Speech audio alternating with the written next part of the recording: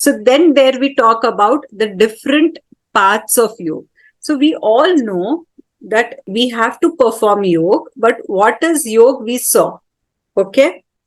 If I tell you that why don't you become a doctor? Okay. So then you will say, okay, I will be a doctor.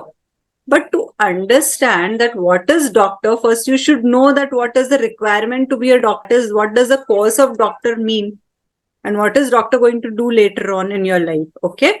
So same way, when you understand what is yoga, if you have to perform, first you understand what is yoga. Once you understand, okay, yoga is only and only about keeping your mind calm, and it is about controlling your thought process. Okay. Then how do we do it? To do it, now we have different paths of yoga. Okay. Anybody can choose any path. If you want to come to Pune, okay, maybe Ganesh ji will prefer, okay, I'll go by flight. Mercy will say, no, I will go by bus. Okay, Asha ji will say, I will come by train. Okay, everybody is choosing a different. Is a destination. Destination is Pune. You all will be reaching Pune, maybe by different ways.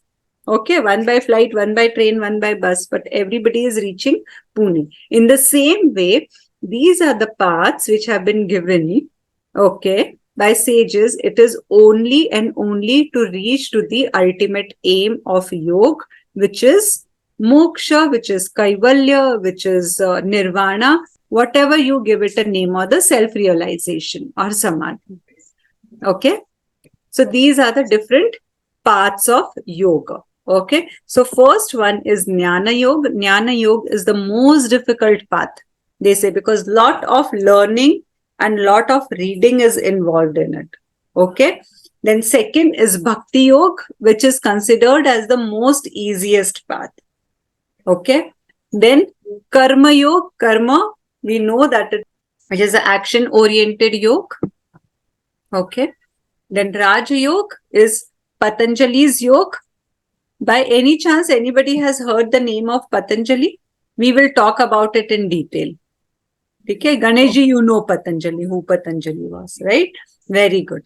Then Hatha Yoga and then Mantra Yoga. Okay, so these are the different paths, and all leading to the same goal of achieving ultimate aim. Okay.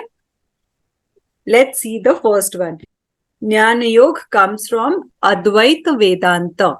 Now, don't get confused with the word Dvait, Advait. Okay? Dvait is dualistic. Advait is one, non-dualistic. Okay? Because we believe that there are no two things. Everybody is one. Okay? Whatever is outside me is inside me. Whatever is inside me is outside me. So considering that there is only one supreme energy or the supreme consciousness, okay? Me, Mercy, Ganesh ji, Reddy sir, Asha ji, we all are one. We all have each other in our own selves. I have little bit of Mercy in me. Mercy has little bit of Rashmi in her. Okay. So this way we have to understand that everything is one. So that is Advaita. Okay. So Advaita Vedanta is Jnana Yoga. Okay. Now there are stages of Jnana Yoga again. How do we study? So we do Shravana, Manana, Nididhyasana. Very important. Write it down. Stages of Jnana Yoga. Shravana, Manana, Nididhyasana. What you are doing right now is Shravana. Shravana is what? Listening. Okay. So you're listening to me right now. Then Manana. Manana is what? Processing. Processing it. Okay. So whatever you listen, then you process it in your mind. Then Nididhyasana. Nididhyasana is what? Nididhyasana is the application. Then you apply it in your life. Okay. So Shravana is listening. Manana is processing. Nididhyasana is about application of the knowledge. Okay. Now, when you try to learn the Vedanta, because when we are talking about Jnana Yoga means what? To understand, first you read, understand and apply the knowledge which comes from Vedanta. Now, what is Vedanta? You will say, okay, I know that I have to read, understand, apply Vedanta philosophy. But what is Vedanta? So Vedanta is the end part of Vedas. Veda, we have seen those four Veds. Anta is end. Okay. So the end part of Vedas are Vedanta, which is also known as Upanishad. Lots of time this question is asked in exam, that what does Upanishad also known as? So you should know that Upanishads are also known as Vedanta. Okay, because they are the end part of Vedas.